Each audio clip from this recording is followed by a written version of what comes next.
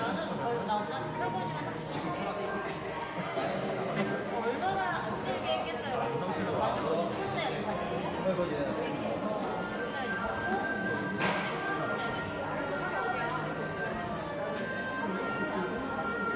한 번씩 해봐요. 나는 아침에 간단하게 먹고 싶다. 왜냐면 우리가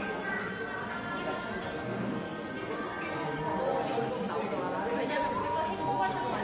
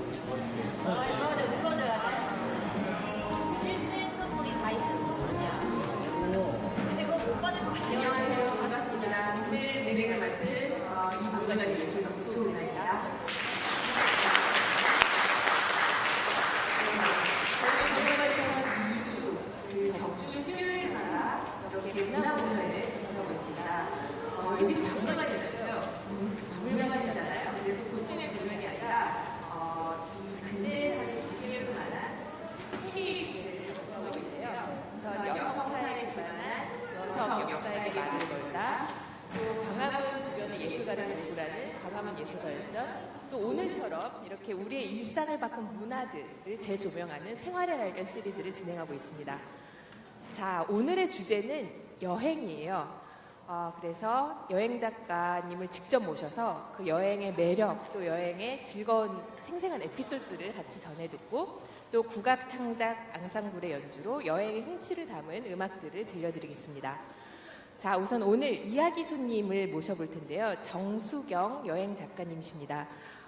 정 작가님은 대학에서는 광고 홍보를 전공하셨고 28살 때 여행에 본격적으로 입문을 하셨다고 해요. 벌써 이제 10여 년 넘게 유목민의 삶, 노마드의 삶을 누리고 계신데요. 무려 30개국 100개 도시를 넘게 여행하셨다고 합니다. 그 정 작가님의 책의 제목들을 보면 이 작가님의 세계관을 알 수 있어요. 예를 들면 뭐 노플랜 4차원 유럽 여행, 아니면 도쿄 만담, 아니면 뭐 앙코르와트 내비게이션, 이렇게 즉흥적이고 자유분방한 어떤 여행의 영감을 담은 그런 삶을 추구하고 계십니다. 최근에는 무작정 따라하기 도쿄 책을 출판하셨고 또 무작정 따라하기 이탈리아 책을 또 준비를 하고 계십니다. 자, 그러면 오늘 저희 여행 에피소드를 풍성하게 들려주실 정수경 여행 작가님을 모시겠습니다. 뜨거운 박수로 환영해 주실까요?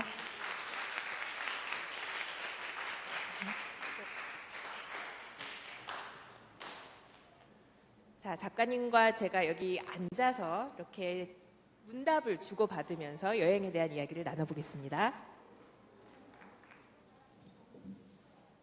안녕하세요. 예, 정수경이라고 합니다. 네, 그 작가님 소개 간단하게 한번 부탁드려도 될까요? 예, 정수경이라고 하고요. 아까 그 예술 감독님 덕분에 나이가 어느 정도 약간 들통이 나버린 한 지금 10여 년째 유럽이나 아시아 그리고 우리나라 그리고 일본 등지를 떠돌면서 21세기 장돌뱅이 생활을 하고 있는 작가계 뭐 보부상 예, 그런 생활을 하고 있는 정수경이라고 합니다. 네, 이제 완연한 봄이잖아요. 그리고 또 어제 그저께는 비가 내려서 이 뭐 미세먼지를 맑게 정화시켜주기도 했는데 이 봄을 작가님은 어떻게 누리고 계신지 궁금합니다. 지금 4월에 들어서는 작업실 밖으로 나가본 적이 별로 없고요. 그래서 여행은 짧게 갔다 왔어요. 그러니까 계절마다 또는 뭐 이렇게 일이 있으면 그거는 꼭 제철 여행은 챙기려는 편이에요. 근데 이번에는 다행히 취재처가 제철이었어요. 3월 말에 도쿄를 다녀왔는데 원래 도쿄의 그 벚꽃 만개 시즌은 4월 초예요. 원래는 전통적으로는 그러한데 올해는 조금 일찍 폈어요. 3월 17일부터 펴서 27일 날 만개였는데 제가 딱 19일 날 들어갔어요. 그러니까 원래 2월부터 계속 여기저기서 일기예보가 나왔거든요. 아, 올해는 벚꽃 빠르다, 올해는 벚꽃 빠르다. 아무도 안 믿는 거예요, 그거를. 그래서 비행기 값, 그리고 뭐 숙소 요금 이런 게 다 비성수기였어요. 그 딱 진짜 그 시즌에. 그리고 성수기 원래 성수기였던 4월 초에 성수기 요금으로 맞춰져 있고. 그래서 저는 그냥 혹시 한 번쯤은 믿어보자. 얘네들이 이렇게 100번쯤 얘기하면 한 번은 맞잖아요. 돌팔이 점쟁이도 그 정도는 하는데 일국의 기상청이 그 정도는 맞지 않겠느냐 생각해서 그 3월 19일에 예약을 했는데 딱 맞았죠. 완전히. 이야. 사진을 보여주실 수 있나요? 네, 사진 좀 갖고 와봤습니다.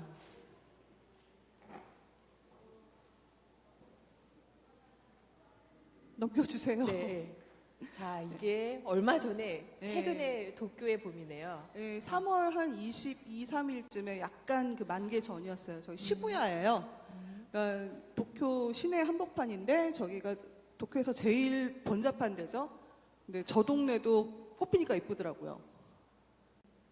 여기는 로폰기 힐즈.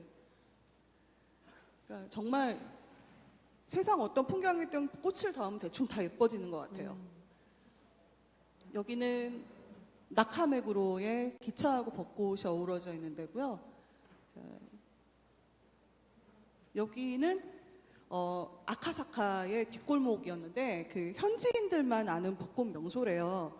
그 현지에서 그 직장 다니는 동생들이 있는데 그 동생들이 데려가 줬어요. 그래서 저는 여기를 그래서 걔네들한테 보답하는 마음으로 아무데도 소개하지 않으려고 해요. 그냥 현지인들끼리 보고 즐기라고. 아, 여기부터는 나카메구로예요. 여기도. 그러니까 여기가 지금 일본 도쿄에서 가장 뜨는 벚꽃 명소예요. 그러니까 조붓한 강 사이로 한 3km 정도 벚꽃이 쫙 양쪽으로 늘어서 있는데 그게 봄이 되면 한꺼번에 막 팝콘처럼 팍 터져요. 그래갖고 저렇게 거의 뭐 벚꽃이 자욱한 풍경이 돼요. 아, 정말 만개네. 완전 봄물 터지듯이 벚꽃들이. 구글 요즘은 워낙 기술이 좋아서 구글에서 꽃이 벚꽃 만개 피는 포인트 시기를. 예, 그죠? 거기를 딱 집어줘요. 이날 이 포인트에서 만개합니다. 그래서 하필 좀 다행으로 월요일 아침이었어요. 만개 시점이. 일요일 저녁이었으면 전 죽었죠. 밟혀서. 예, 여기도 나카메구로. 이런 풍경들을 보고 듣고 사진 찍고 사람한테 치이고 왔습니다. 네, 여행 작가시니까 이 여행을 기록하는 노하우를 갖고 계실 듯한데 이 도쿄 여행에서 많은 좋은 글들을 또 담아 오셨나요? 그러니까 쉽게 여행 작가라는 이름으로 이렇게 통칭을 하는데요. 사실 여행 작가 아래는 그 갈래가 좀 많아요. 그러니까 이런 사람도 여행 작가, 저런 사람도 여행 작가라고는 하는데 그러니까 우선 여러분들 잘 아시는 수필 쓰시는 여행기나 수필 쓰시는 분들은 뭐 한비아 선생님이라든가 이런 분들은 문학가로 분류할 수 있죠. 수필이나 이런 분들은. 그런데 한편으로는 여행 가이드북 같은 경우에는 그냥 뭐 글 읽는 재미 아무것도 없잖아요. 정보만 있고. 근데 이런 거 쓰시는 분들도 여행 작가란 말이에요. 이런 분들은 문학가가 부르는 것보다는 기술 작가, 그러니까 영어에는 테크니컬 라이터라는 그 표현이 있는데 우리말에는 아직까지 정확한 표현은 없는 것 같아요. 기술 작가? 아마 그쪽 갈래인 거죠. 그러니까 이렇게 좀 이질적인 게 여행 작가라는 이름 아래 묶여 있어요. 그러니까 같은 걸 보고 들어도 이 두 종류에서는 아예 달라요. 보고 듣는 게 달라요. 저는 그 두 가지를 다 하거든요. 그러니까 이쪽은 문과고 이쪽은 이과인데 저는 어쩌다 보니까 문이과를 다 하게 됐어요. 그러니까 같은 걸 보고 들어도 제가 문과 입장에서 이 여행을 했느냐, 이과 입장에서 이 여행을 했느냐에 따라서 기록은 아예 달라져요. 그러니까 그 여행을 기록하는 문학과의 관점 또 그 이과적인 이 테크니컬 라이터의 관점이 어떻게 다른지 좀 더 구체적으로 설명해 주실 수 있을까요? 예를 들면 예를 들면 이런 거예요. 그러니까 이 풍경이에요. 이런 풍경이 있어요. 제가 월요일 아침에 아까도 말씀드렸지만 월요일 아침에 이렇게 갔어요. 갔는데 뭐 양쪽으로 벚꽃 분홍색 팝콘 같은 게 막 이렇게 터지고 그게 막 하늘을 흩날려요. 그리고 사람이 너무너무 많아요. 그래서 사람한테 휩쓸리면서 이런 풍경들을 보면서 이렇게 걷는 거예요. 이렇게 걷다가 글을 써요. 이거는 제가 문학가의 감성으로 글을 쓴 거예요. 그리고 실제로 이건 제 인스타그램에 똑같이 올렸어요. 뭐라고 썼냐면요. 저 벚꽃이 저한테 영감을 줘서 제가 쓴 글은 이거예요. 한 도시의 봄이 간직한 가장 결정적인 장면을 보았다. 야, 멋지죠. 한 도시의 봄이 간직한 가장 결정적 장면. 안 멋있나 봐요. 전 나름 되게 마음에 들었는데 나중에 집에 가서 생각하시면 되게 멋있을 거예요. 근데 이런 식으로 심상을 적어두게 돼요. 그것이 어떤 뭐 며칠이든 어쨌든 제가 그때 받았던 그 감상을 적는 거예요. 네, 그 감상을 적고 근데 제가 지금은 좀 나이를 먹어서 저렇게 그래도 좀 담담하고 좀 어른스럽게 쓰는데요. 어릴 때는 진짜 장난이 아니었어요. 그러니까 한 20대 때, 30대 초반에는 지금 이렇게 보면 막 자다가 이불 뻥뻥 차고 막 어떤 거냐면 막 파리의 늦가을 독약 같다. 뭐 런던의 겨울은 나의 뮤즈다. 진짜 좋은데요, 왜요? 감사합니다. 네, 이번에 여행 갔던 거는 제 도쿄 무작정 따라하기 도쿄는 가이드북이에요. 그래서 그 가이드북 업데이트 취재를 갔던 건데 그래서 기록이 다 이래요. 테크니컬 라이터가 그렇죠. 더 부각되는. 네, 테크니컬 라이터로서 입장으로 여행을 한 거예요. 그러니까 뭐 심사이고 뭐 어쩌고는 저 정도밖에 없고 대부분 저의 그 메모장을 빡빡하게 채운 거는 내용이 세 번째 다리가 가장 뷰 좋음. 월요일 오후부터 축제 가판대 장사함. 삼각다 세웠다 욕먹음. 중국 사람들 무서움. 벚꽃잎 천천히 떨어짐. 사람들이 더 천천히 움직임. 모모 레스토랑 예약 한 달 전에 끝. 내년까지 안 망했으면 좋겠음. 정말 알짜 정보들을 다 네, 담아오셨네요. 건조하고 그냥 그 사실 그대로 뭐 팩트 그렇게 얘기하죠 요새는. 그런 거를 숨김없이 그냥 제가 아는 대로 그리고 모든 걸 다 기록하는 거예요. 그래야 제가 가르쳐 드릴 수 있으니까. 가이드북이라는 거는 남을 가르쳐 드리는 거잖아요. 뭐 그렇게 가르쳐 드릴 제가 이 여행을 통해서 이 장소에 대해서 다음에 여행 가실 분이 알아야 될 것 같다는 모든 건 다 기록을 해두게 돼요. 근데 이거는 저는 직업상으로 이렇게 기록 두 가지를 구분을 하는데 사실 이건 개인의 성향에도 사실 크게 좌우가 돼요. 저희 엄마 같은 경우는 가이드북 안 쓴단 말이에요. 그런데도 저희 엄마가 메모해 놓은 거 보면은 몇 번 육교가 좋음. 여기는 몇 번 출구로 나와야 됨. 어느 마트가 제일 쌈. 예, 그런 식으로 기록을 해두거든요. 그리고서 저한테 그걸 꼭 제 책에 넣으라고 강요를 하죠. 어디다 써먹으라고. 뭐 타이완 무슨 시장에 어떤 집이 제일 싸고 어떤 집이 제일 불친절하다는 걸 제 책에 꼭 넣으래요. 뭐 타이완 책 쓸 계획 그것도 없는데. 뭐 어쨌든 뭐 그러시는 분들 있지 않아요? 여행 가시면 기록을 오로지 셀카와 가계부만 하시는 분들. 그냥 뭐 뭘 봤다 그런 거 없이 그냥 얼마 썼다 합계 얼마. 너 얼마 나 얼마 그러니까 나중에 한국 가면 얼마 줘. 근데 이것도 소중한 기록이에요, 사실은. 그러니까 내 여행을 내가 썼던 소비의 관점으로 보는 거잖아요.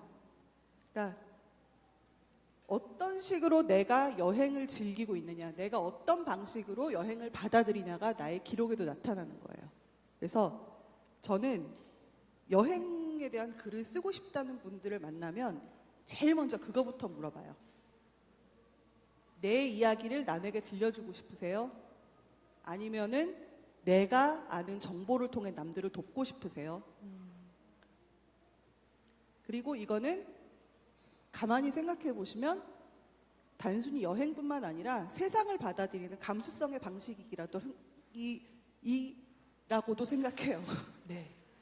자, 우리 여행 작가가 어떻게 여행을 기록하는지 정말 흥미진진한 얘기를 듣고 있습니다. 여러분들은 그 자신의 여행담을 통해서 여행 얘기를 들려주고 싶으신가요? 아니면 그 정보를 통해서 돕고 싶으신가요? 한번 우리 생각을 해볼까요? 자, 이제는 음악을 듣겠습니다. 다음 화면으로 넘겨주실까요? 창작 국악그룹 림, 그림의 그 연주로 들으실 텐데요. 그 연주 단체를 잠깐 소개해 드릴게요. 이름이 독특합니다. 그림. 저는 처음 이름을 들었을 때 페인팅, 그리다의 그림인 줄 알았는데 그게 아니라 숲을 림자 있죠. 그래서 그 숲 할 때 그림인 거예요. 그래서 나무가 모여서 숲을 이루듯이 여러 음과 악기가 모여서 음악을 만든다라는 그런 의미를 가지고 있습니다. 이 창작국악그룹 그림팀은 작년 KBS 국악대상에서 영예의 대상을 차지했습니다. 그러면서 단체상을 동시에 수상하기도 한 아주 실력이 탄탄한 그런 팀입니다. 2001년에 창단을 해서 국악 창작그룹의 원조라고도 불리고 있는데요. 지금 보시면 악기들이 굉장히 다양해요. 뭐 해금, 대금부터 시작해서 우리 전통 국악기부터 시작해서 베이스, 기타, 또 여러 그 제3세기 타악기, 신기한 타악기까지 다채로운 악기를 아우르고 있습니다. 그래서 우리 국악의 전통을 바탕으로 월드 뮤직을 지향하고 있어요. 뭐 싱가포르, 터키, 뉴욕 같은 세계 여러 도시를 또 순회 공연을 하면서 우리 음악의 세계화를 그 위상을 높여온 그런 훌륭한 예술 단체이기도 합니다. 자, 오늘 첫 곡으로 들려드릴 두 곡은 스프링 댄스, 우리 이 봄이 됐으니까 봄을 만끽하는 그 곡을 들려드리고, 두 번째 곡은 오름의 시간입니다. 제주도의 오름의 풍광과 그 또 오름을 오르면서 그 영감을 담은 곡이라고 합니다. 뜨거운 박수로 창작국악그룹 그림팀을 모시겠습니다.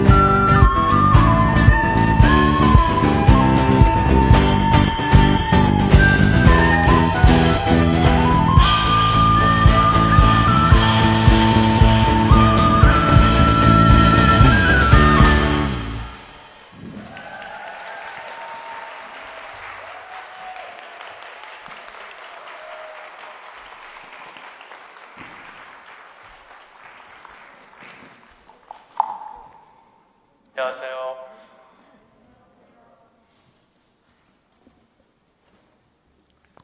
네, 반갑습니다. 저희는 창작 국악 그룹 그룹입니다. 반갑습니다. 오늘 여행이 주제죠. 저희 첫 번째 곡은 봄을 여행하는 스프링 댄스라는 곡을 들려드렸고요. 두 번째는 저희가 그 제주를 여행하다가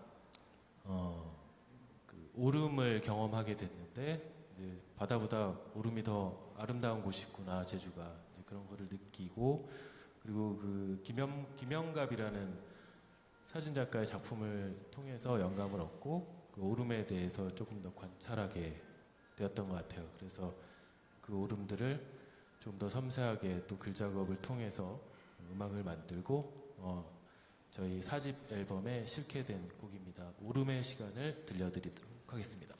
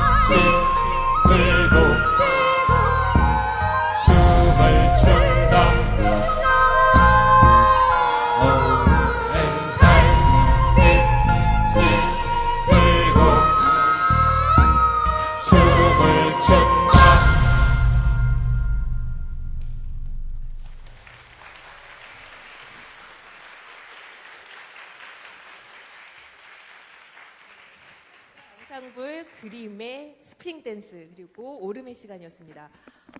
정말 가슴이 확 트이는 느낌이 들죠. 뭔가 이렇게 봄의 산뜻한 기운이 들썩들썩거리기도 하고 이렇게 동과 서의 악기가 만났어요. 해금과 베이스 기타가 만났는가 하면 지금 저 관악기 피리를 부르신 선생님은 스프링 댄스에서는 리코더를 부르셨고요. 그리고 오름의 시간에서는 단소를 부르셨어요. 이렇게 동과 서를 넘나드는 또 그 정가 창법이라고 하는데 우리 고유 국악에서 이렇게 길게 내빼는 정가의 창법을 이렇게 현대적으로 세련된 기법으로 융화를 시킨 거죠. 그래서 이 앞으로 우리 전통음악의 미래를 새롭게 읽어나가는 그런 그림 팀의 연주였습니다.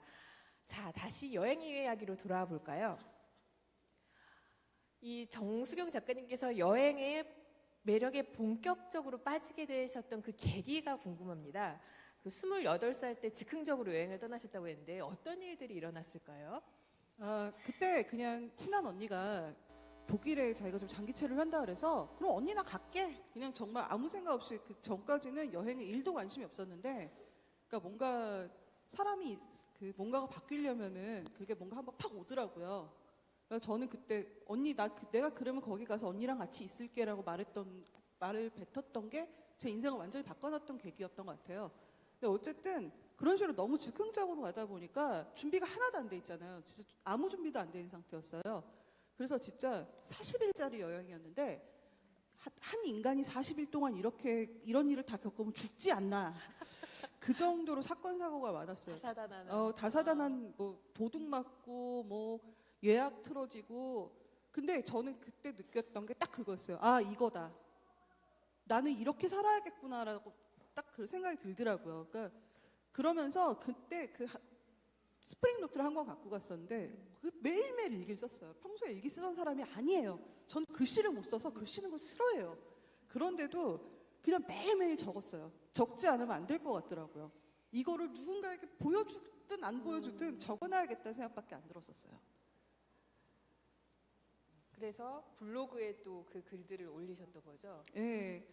일단 사진도 찍긴 찍었었는데 사진은 정말 더럽게 못 찍었어요. 보여드릴게요. 그때 찍었던 사진을. 저희가 봐도 실소가 터지는 정말. 저 사람 누구냐면 축구선수 히바우드예요. 네, 길거리에서 만나가지고 바로 그냥 찍었어요. 그때. 이런 누구나 다 그 2002년이거든요. 그러니까 저렇게 달걀 귀신같이 플래시 빵 터트려서 카메라는 집에 장롱에 누구나 하나씩 있던 자동 카메라. 필름 10통 들고 가서 아껴 쓰느라고 죽는 줄 알았어요, 진짜. 근데 요즘은 요즘은 못 보게 된 풍경인데 그때는 그러다 보니까 뭐 삼각대 들고 다니는 사람도 없고 그러니까 길바닥에 잡고서 한국 분이세요? 사진 좀 찍어주시겠어요? 이러다가 친구가 되기도 하고 아니면 외국인들이랑 우주 take my picture 이러면서 이렇게 말 한마디씩 트기도 하고 요새는 이런 풍경이 많이 사라졌어요. 그러니까 일단 사람들의 경계심도 많이 늘었고 무엇보다 셀카봉이 생겨서 그럴 필요가 없어졌거든요. 그 아까 스프링 노트 한 권에 그 여행의 기록을 낱낱이 적으셨다고 했는데 보통 이렇게 손으로 적으시나요? 아까도 말씀드렸듯이 저는 정말 손으로 쓰는 걸 싫어요. 근데 그때는 대안이 없어서 그렇게 썼던 것 뿐이에요.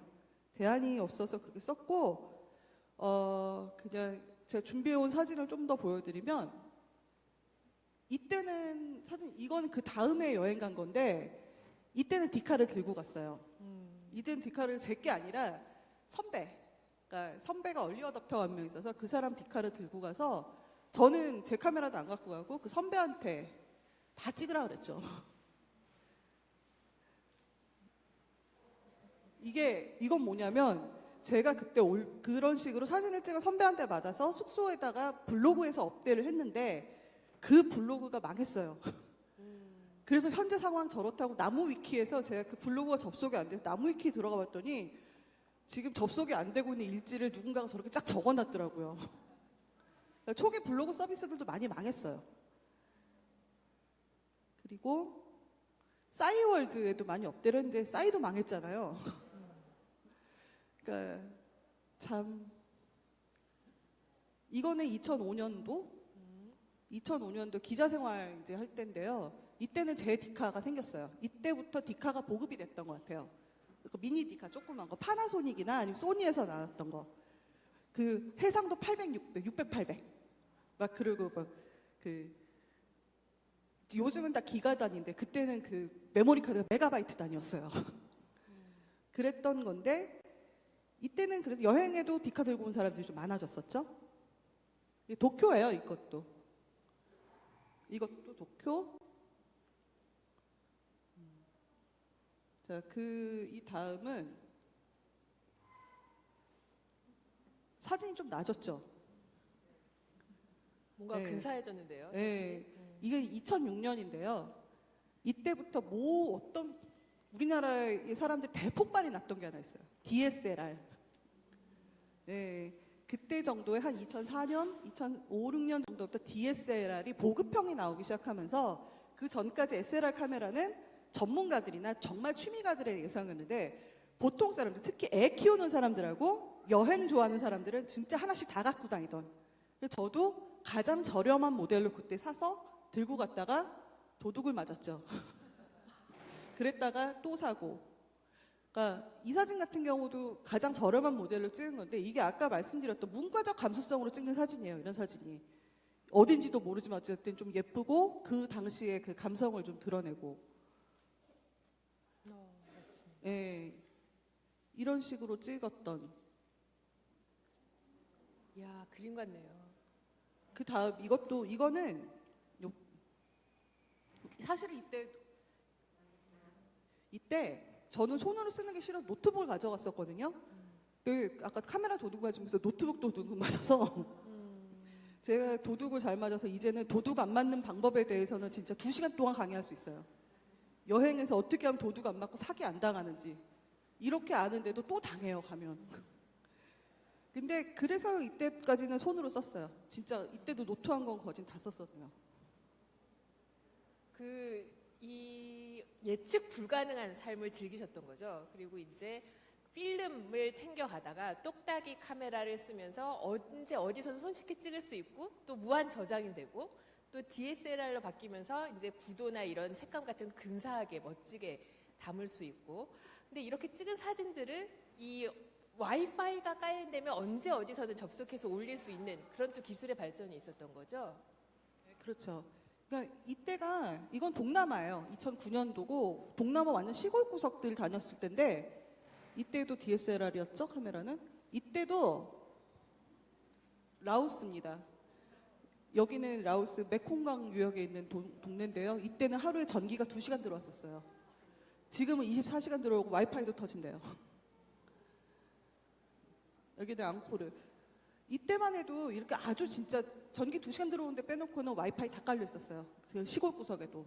그러니까 저는 뭐 블로그나 사이트를 통해서 실시간으로 업데이트를 했었죠, 이때도. 그리고 이때부터 한 블로거들이 꽤 많아졌어요. 그래서 이때 여행 다니면 동남아도 유럽에도 프로 블로거들이 꽤 많았어요. 그러니까 여행 블로그만 해서 먹고 사는 사람들. 그런 사람들하고 저하고 약간 친해지면서 약간 라이벌 의식도 느끼고 그랬죠.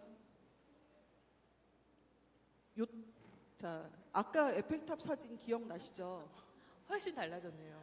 완전히 완전히 달라졌죠. 이때가 저 개인적으로도 그렇고 여행 기록으로서도 어느 정도 분기점이라고 생각을 하는 게 저 개인적으로 일단 카메라를 아주 비싼 걸로 바꿨고요. 그리고 SNS가 처음으로 생기면서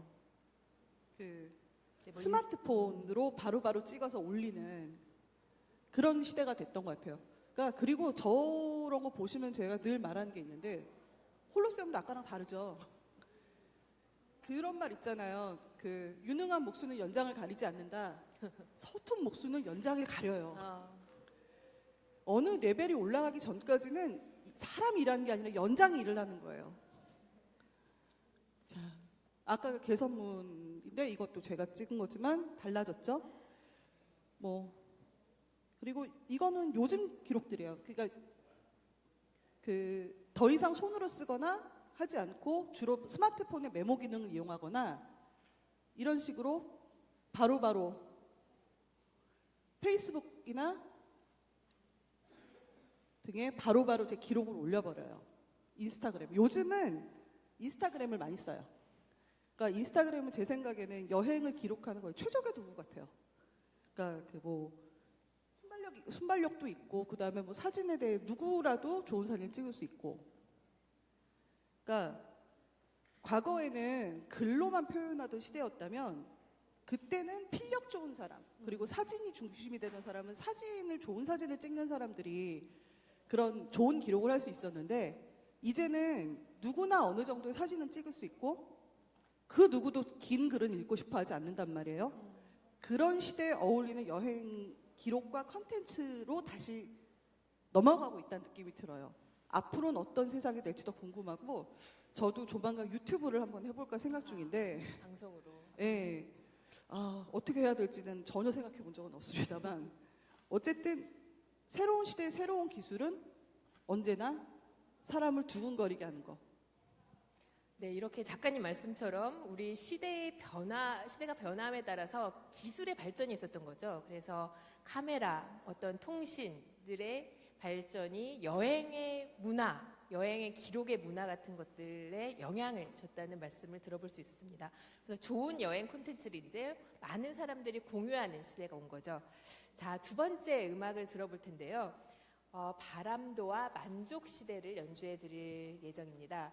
바람도는 그 임을 향한 그리움을 간절히 표현한 시조입니다. 그래서 아까 그 노래를 불러주셨던 하윤주 선생님께서 정가 보컬리스트로 활약을 해주실 테고, 워낙 이제 쿵짝쿵짝 그 두 박자의 리듬을 타고 그 짧은 리듬이지만 이 보컬은 길게 내빼는 그런 매력을 가지고 있습니다.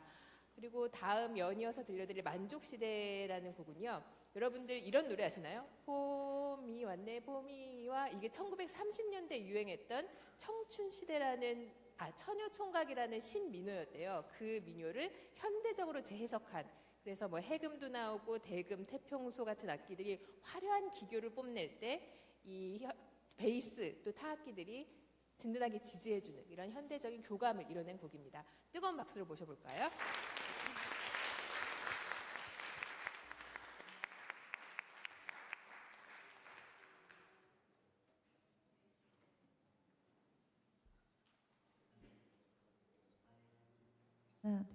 네, 여러분 안녕하세요. 저는 정가 보컬리스트 하윤주라고 합니다. 네. 혹시 정가라고 들어보신 적 있으신 분 계신가요? 네, 아까 전에 두 번째 곡에서도 노래할 때 저 목소리는 어떤 목소리일까 되게 궁금해 하셨을 것 같은데요. 정가는 옛날에 저희 선조들이 지은 시조시를 노랫말로 삼는 한국의 전통 성악곡이에요. 그래서 보통 노래를 할 때는 한국의 전통 시조를 가지고 노래를 많이 하는데, 이번에 제가 여러분들께 들려드릴 곡은 정가의 한 장르 중 남창 지름시조 바람도 쉬어넘고라는 곡입니다. 이 곡은 바람도 구름도 쉬어넘는 아주 높고 큰 산이 있는데, 그 산 너머에 내가 기다리는 님이 있다면 나는 그 산을 한 번도 안 쉬고 넘어가겠다라는 내용의 시조입니다. 님을 찾아서 떠나겠다는 이 작가의 아주 굳은 의지, 네, 님을 찾아서 떠나는 여행 음악으로 함께 하시겠습니다.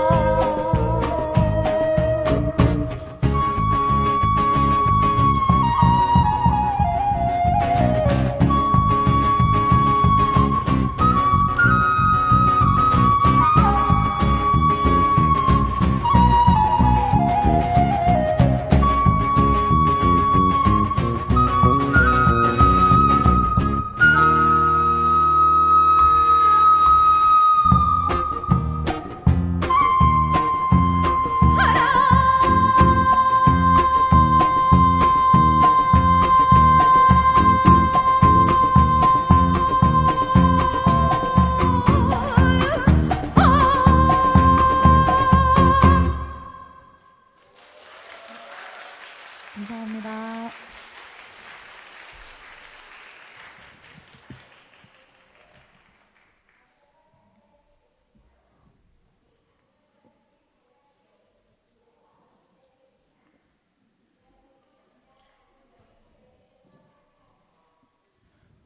안내 방송이 아직 남았네요. 네.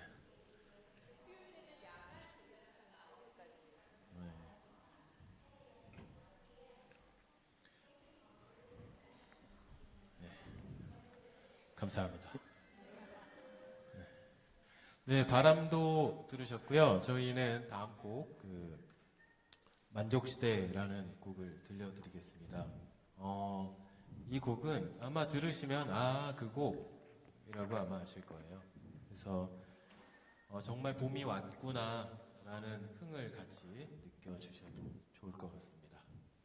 만족시대 들려드리겠습니다.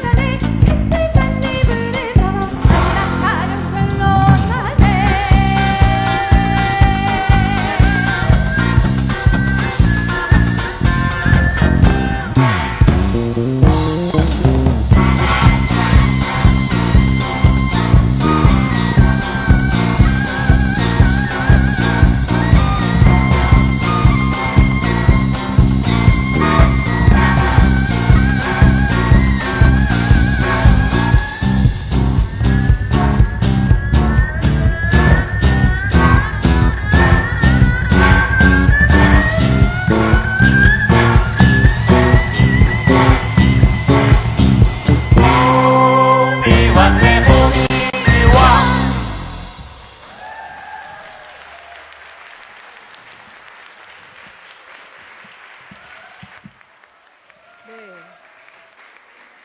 우리 정통 정가 창법부터 이 1930년 신민요까지 이렇게 흥겨운 음악을 같이 들으셨습니다. 자, 다음 얘기를 이어가 볼까요? 우리 시대의 변화가 기술의 발전을 가져왔고 그러면서 여행을 기록하는 방식에도 이제 변화를 가져왔다는 말씀 나눴는데 그렇다면 스마트폰도 없고 인터넷도 없었던 옛날 정말 조선시대에는 어떤 이 여행을 기록하는 문화가 있었을까요? 그때 저희 이 공연을 위해서 기획회의를 할 때 학예사 선생님이 해주셨던 말씀이 있었어요. 조선시대에도 그 여행 작가들이 있었대요. 그러니까 그때도 한 조선 후기에 여행 붐이 일어났대요. 그래서 전국 산천을 지필목을 싸질무지고 전국 산천을 유람하면서 그거 자기 여행을 기록을 하고 그거를 그림으로 남기고 그거를 책으로 펴내고 그러면은 다음 사람이 그걸 또 보고 그거를 또 따라서 여행을 가고 그러니까 19세기나 18세기의 파워블로거 여행 작가 같은 역할을 했었다 그러더라고요. 근데 사실 중세나 전근대나 그러니까 문자가 기록된 이후에 그때의 그 풍물이나 이런 그러니까 특히 일반인들 사는 모습 같은 경우는 여행자의 시선으로 기록돼서 지금까지 전해 내려온 게 많아요. 그러니까 뭐 우리나라 같은 경우 대표적 하멜표류기 있잖아요. 그 하멜 씨가 떠내려오지 않았으면 그렇게 그 자세한 그 기록이 남았을까요? 우리는 맨날 그러고 살으니까 그게 특별한지 모르잖아요. 하지만 하멜 씨 눈에는 얼마나 이상해 보여도 다 흰옷을 입고 있어. 밥을 겁나 많이 먹어. 막 이러면서. 그리고 뭐 이분 바투타라든가 마르코 폴로 이런 사람들이 아시아를 여행하면서 남겼던 게 지금까지도 뭐 서양에서는 아시아 기록에 그걸로 남고 있고요. 뭐 걸리버 이건 아니고. 네. 혹시 앙코르와트 아시죠? 그 앙코르와트 후반부 그 앙코르 문명인데 그 캄보디아의 11세기부터 14세기까지 문명이에요. 근데 그 앙코르 문명은 후반부는 주달관이라는 중국 사람이 있어요. 그 사람이 그 중국 상인이 자기가 거기 캄보디아에 장사하면서 들락거렸던 그 기록을 대부분을 의존하고 있어요. 캄보디아 그 사람들은 별로 자기들 기록에 관심이 없었어요.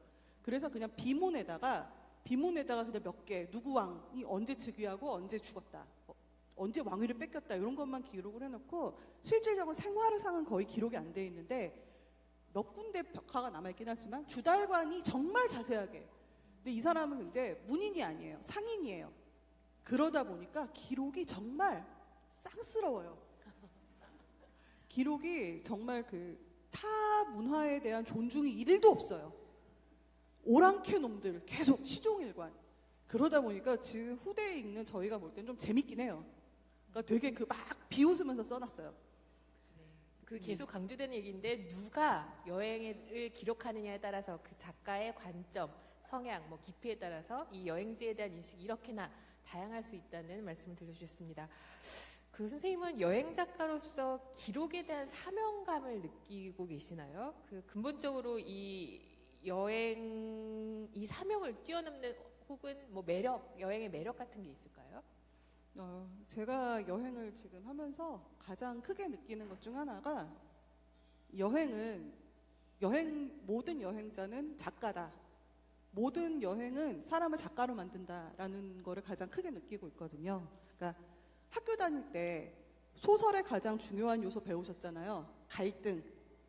그러니까 뭐 이게 며느리와 시어머니의 갈등, 뭐 사랑과 전쟁, 뭐 이런 것만 갈등이 아니라 외부 세계와 내부 세계가 그 부딪히면서 일어나는 스파크, 이 불꽃, 이 모든 걸 갈등이라고 한단 말이에요. 그런 의미에서 여행은 갈등의 연속인 경험인 거예요. 내가 쉽게 내 일상에 없었던 것들이 나한테서 계속 부딪히면서 무언가 불꽃 같은 게 계속 일어나는 그리고 이 불꽃이 이야기가 돼서 누군가에게 기록하고 싶은 마음을 남기게 되는 그런 영감이란 이름의 불꽃을 누구나 가장 쉽게 얻을 수 있는 경험이 저는 여행이 아닌가 생각해요. 그리고 그 이야기는 내 인생의 가장 큰 자랑거리가 될 수도 있고요. 그래서 누구나 여행에 다녀오면은 내 이야기 하나 남에게 들려주고 싶은 이야기는 하나씩 딱 갖는다고 생각해요. 그러니까 기억은 미안해. 잘못했어. 사과할게. 네. 기억은 휘발되지만 기록은 영원하잖아요. 이 박물관에 전시된 소장품들처럼 우리의 기억도 다른 기록으로 남고 그것을 공유함으로써 더 빛이 나고 오래 갈 수 있는 거죠. 그리고 우리의 기록이 알게 뭐예요? 나중에 발굴이 돼서 어딘가에 잘 보관돼서 발굴돼서 뭐 연안 박지원이나 아니면 주달관 씨처럼 마르코 폴로 씨처럼 우리 시대를 기록하는 그런 역할을 할 수 있잖아요. 알게 뭐예요? 우리가 뭐 우리 시대의 본이 아닌 사관이 되는 거죠.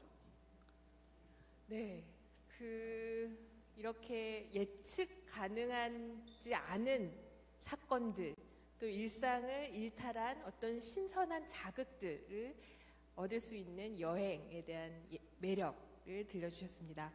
자, 이제 마지막 곡을 들을 차례인데요. 판 프로젝트라는 곡입니다. 이 곡은 성악기 나오지 않는 기악 앙상블로 연주가 될 텐데, 뭐 시종일관 그래왔지만 역시 동과서의 만남입니다. 그래서 해금과 기타가 경계 없이 아주 훌륭하게 어우러질 테고요.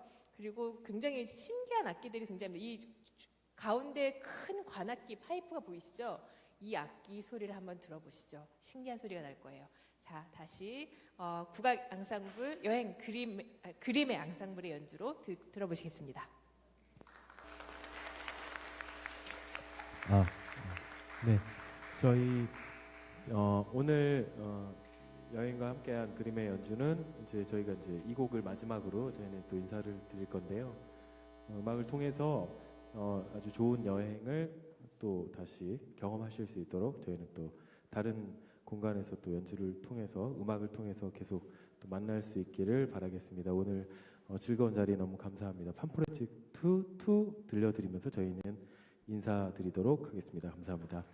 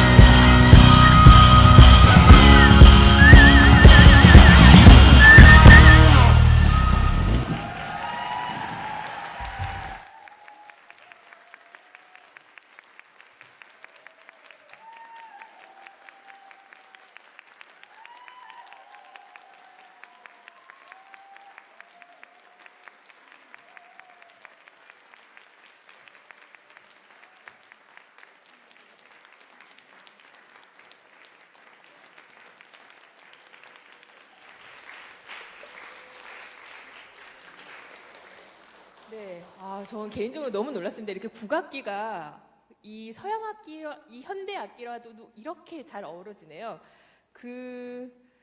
이 큰 파이프 소리에서 지구의 고동, 막 울림 같은 저음의 묵직한 소리 들으셨죠? 굉장히 신기한 소리.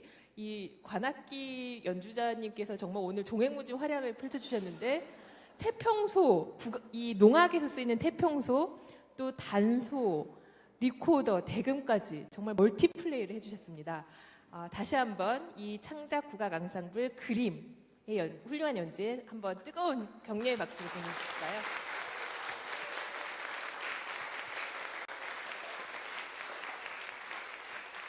네.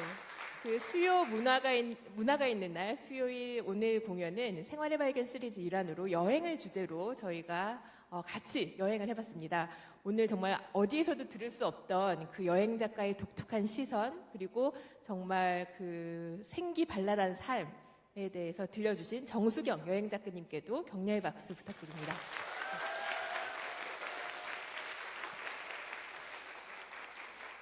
자, 저희 박물관에서는 격주 2주마다 이렇게 문화 공연을 개최를 하고 있습니다. 다음 주 수요일 5월 16일에는 그 역사 여성에게 말을 걸다 시리즈의 일환으로 오페라 공연이 펼쳐집니다.